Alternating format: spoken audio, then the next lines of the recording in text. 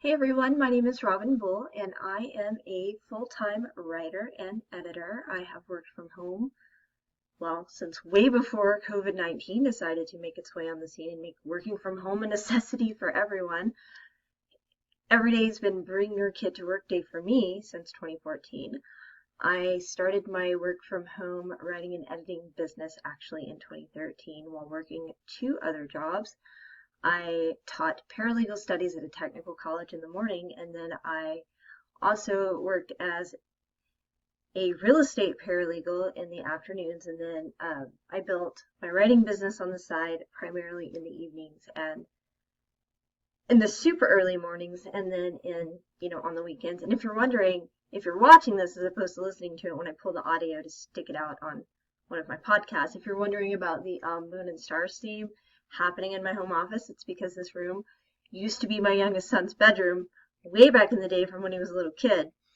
We have three sons. Our oldest son will be 22 this year in 2020, and our middle son is 19. He'll be 20 this year, and our youngest son will be 11. And so since the oldest two are now out on their own, the youngest kid now has one of the bigger bedrooms, which means, since we just have one little baby bird in the nest, we turn the smallest bedroom into a home office, which is pretty sweet. So today, what I actually wanted to talk to you guys about happens to be, and if you're wondering what that is, it just happens to be a hydration drink. We're going to talk about how to handle distractions when you're working from home. Not ADD distractions, as you just noticed, shiny object syndrome, but how to deal with distractions when you're working from home. Now with COVID and the fact that a lot of people are having to work from home with your kids around, it is a little bit different, and I am going to talk briefly about that. I am also having to deal with that. My 10-year-old does have special needs. He has autism and is nonverbal.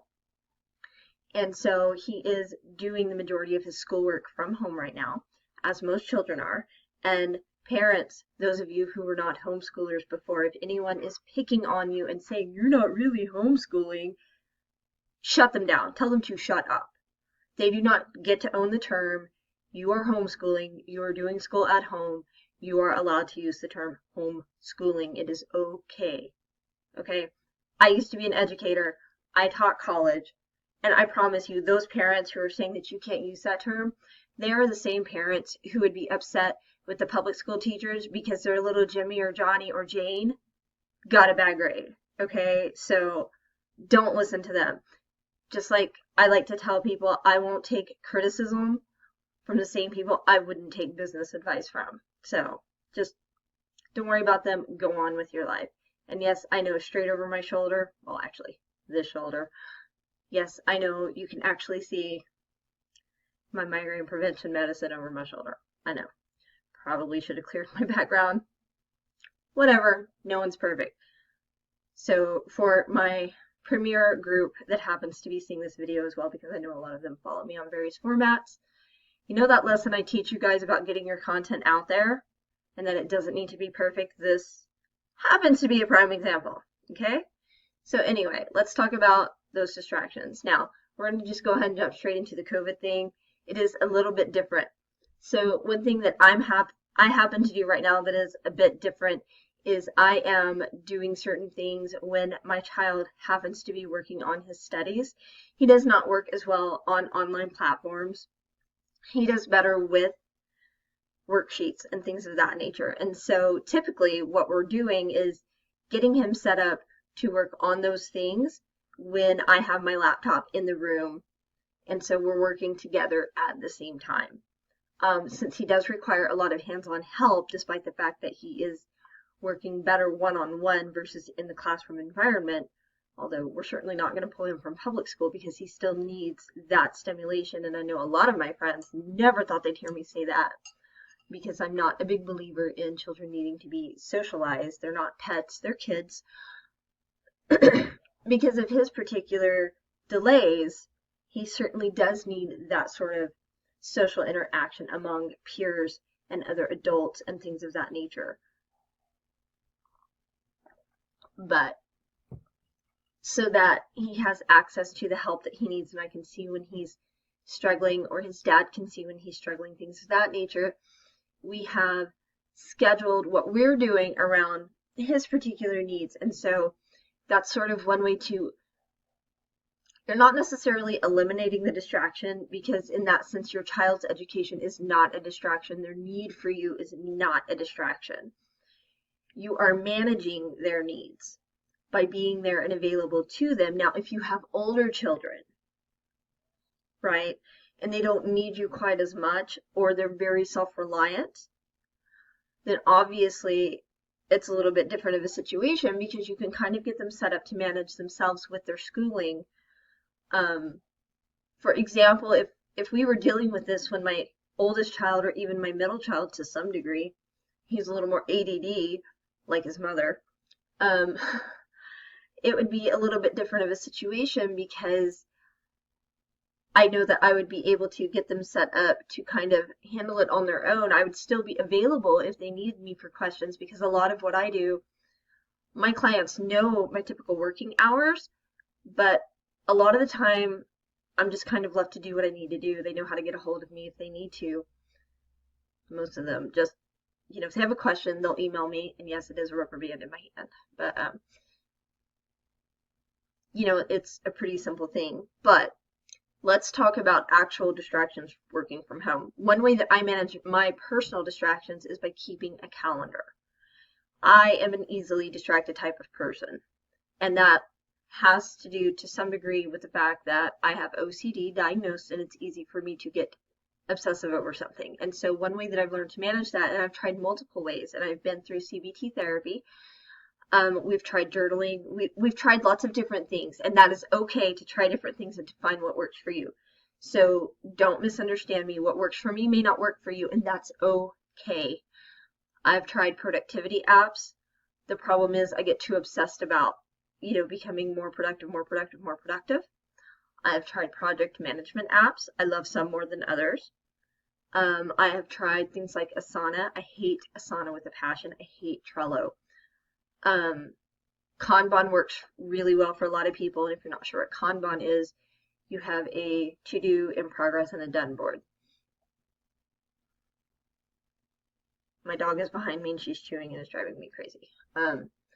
But what I have found works for me is to just keep a simple calendar. I actually have above me, I have a panda planner, which is hilarious because one of my dogs, the one chewing behind me, her name is Pandora.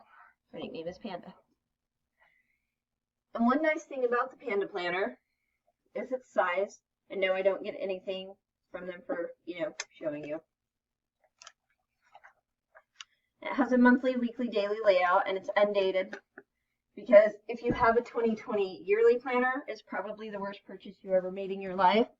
Totally recommend that you just get an undated planner. If you do not have one, I will put a link for one in this video that I made. It's super great, and if you love cuss words, you're really going to love the one I made. So, undated planners are best. I also just tend to use my Google Calendar a lot. I take 15 minutes a day. That's it. 15 minutes a day to plan the rest of my day. 15 minutes is 1% of your day. If you can spend 15 minutes on Facebook, and I know most of you spend way more than that because I do too. Some of that actually has to do with business because I do a lot of social media for my clients. 15 minutes a day, that's 1%, okay? We all spend way more than that. So you can take 1% to make the other 99% of your day your bitch. It's really easy. You can do this. That will help you eliminate a lot of your distractions. Social media for fun time or just to see all the other train wrecks going down, it will still be there later, so you'll be fine. A lot of eliminating distractions like social media comes down to self-discipline and breaking that habit in your brain. So if you need to, what you're going to have to do is just keep telling yourself no and dealing with that feeling in your head of, oh my God, I have to look, I have to look, I have to look. So one thing that you can do with your phone, go under your settings in every social media platform, turn off your fucking notifications. You can even go actually into your settings in your phone. Because I use G Suite, I have to turn on my security settings on my phone, or it drives me crazy. About the only notifications I have turned on from my phone, although it doesn't make any noise, I have my email notifications, which just comes up in the profile bar, and I have a couple of other notifications, but you can go to your little cogwheel, you can go under search, and just search for the word notifications. Go under apps and notifications, you can actually just turn them off in notifications, and you'll stop getting the dings and the pings, and you can even turn them off from, showing up there in the bar to stop annoying you. It's great. And your kids are home, so it's not like you're expecting a call from the teacher. If your kids go to daycare, it's cool because, your daycare is probably in your phone anyway, right? So you can do the next tip still and be just fine. What you can end up doing is, one thing that I did when school was still going was I would still put my phone on Do Not Disturb or D&D, and I would put it where I couldn't see it, like behind my laptop. And the reason I would do that is because on D&D, at least with an Android, I don't know how it works for Apple. I don't know how you people function with an Apple phone. I really don't. I've had an iPhone once and I freaking hated that stupid thing. It's awful. But you can put an Android on D&D and you can either mark people as favorites or your phone will decide for you who's a favorite based on who you call. Everybody marked as a favorite and your phone will still be able to ring through. It's great. My particular phone, I can designate who can still call me when my phone is on Do Not Disturb. So I have my husband, I have my adult children, and I have one or two other select people. I also have Google Voice. So certain clients have my Google Voice number. Actually, anyone who has my email address that has emailed me and I've replied, they have my Google Voice. They can text me or call me. If they text me, it's going to come straight through to my phone. It'll be there when I decide to check my phone. I never actually turn Google Voice on my computer because that's the only way it'll ring through. Otherwise, it just goes to voicemail and it's going to transcribe it and email me anyway. It's one of the best ways I have found to eliminate the distraction of the phone. Phone's not a big distraction for me because I don't like being on the phone anyway. Email, another huge distraction, another huge time waster. Studies have shown, and you can look this up for yourself, or you can go to my blog, confessionsfromthecouch.com, where I talk about working from home, and look at it for yourself. I've linked to this study several times in several of my posts. Email is a huge time waster. You waste up to 4 to 6 hours a day if you work outside the home, and most people even who work within the home in some business capacity, wasting time in your email.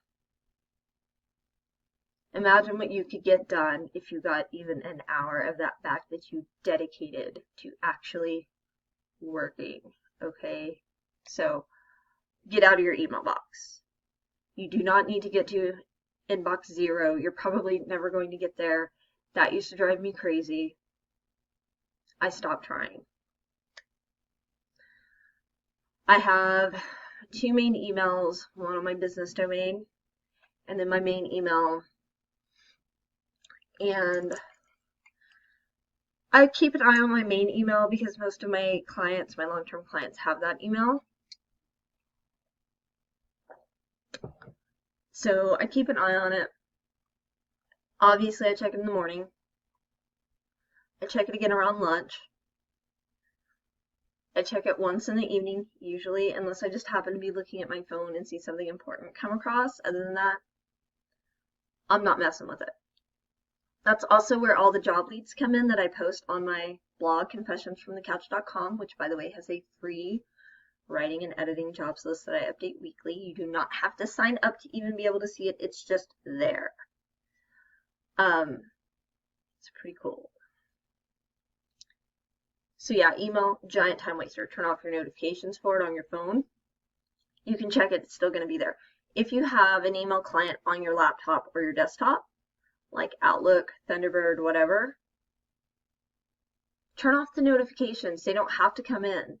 You can change your settings to where they don't show up. I used to use Outlook because I love Task Manager in Outlook. Love it. When I was a paralegal and I worked in bankruptcy, and when I worked in real estate law, and when I worked in family law, and when I worked in insurance defense, I've been all over the place. in law, okay? I loved Task Manager up until legal tech became such a big deal and people started using Clio and everything else. I used Task Manager as my system to keep organized, and I freaking loved it, especially when I worked for agencies and law firms who, again, this was before using things like Clio became the norm, okay? People didn't want to spend the money on it. And so, I was like, well, that's crazy that you don't want to spend the money on something that's going to keep you better organized, not missing deadlines, but whatever, I can just use this because it works for me just as well. Everybody wants an OCD paralegal because we stay on top of stuff. But that's one of the best ways though. Okay, so that's how you handle that distraction. So when you have little kids, COVID or not, right? There's only so much you can do. And your children, I'm sorry, this is just my opinion. I was a stay-at-home mom. When my 2 adult children were little, I was a stay-at-home mom. I became a stay-at-home mom when Jacob was born. That's my middle child. He was born early, and I was not about to send what was essentially a premature baby by their standards to daycare.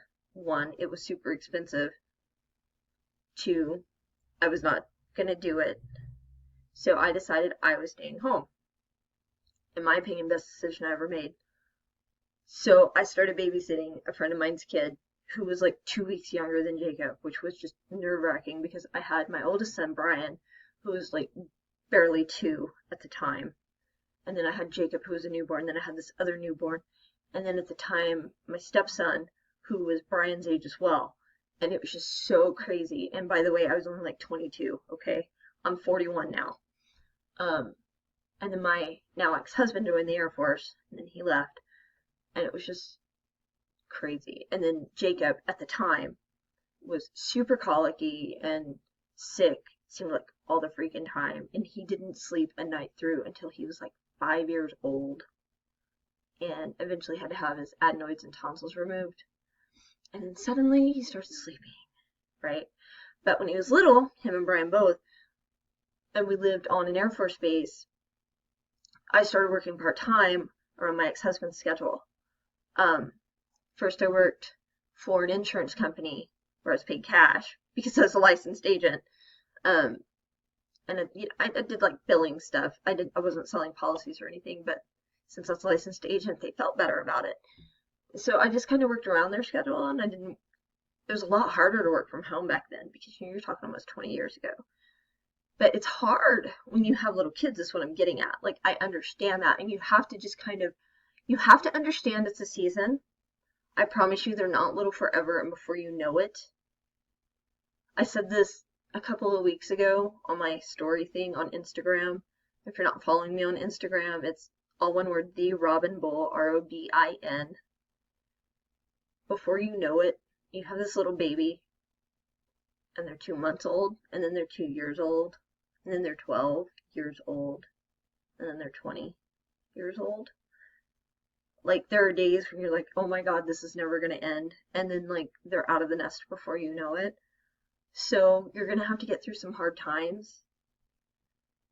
And if you're going to have a business while they're little, you're going to have late nights, early mornings, give up some weekends. And it's just going to be hard for a while. But they're not distractions. I know it feels like it sometimes. I know.